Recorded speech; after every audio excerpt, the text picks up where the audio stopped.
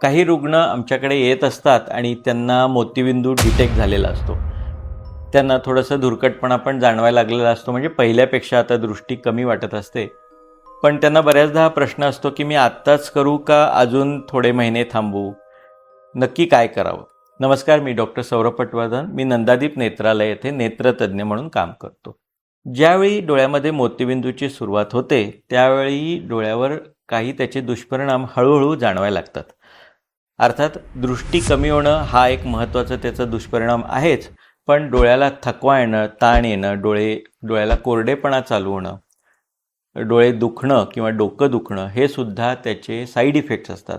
कारण ज्यावेळी आपल्याला क्लिअर दिसत नसतं त्यावेळी आपल्या डोळ्याला तसेच आपल्या मेंदूला जास्त काम करावं लागतं चांगलं दिसण्यासाठी.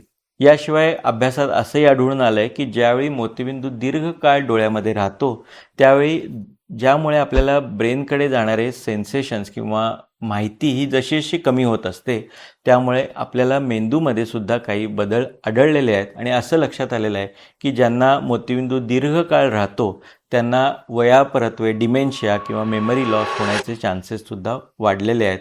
हे नुकत्याच काही शोध निबंधांमध्ये लक्षात आलेलं आहे.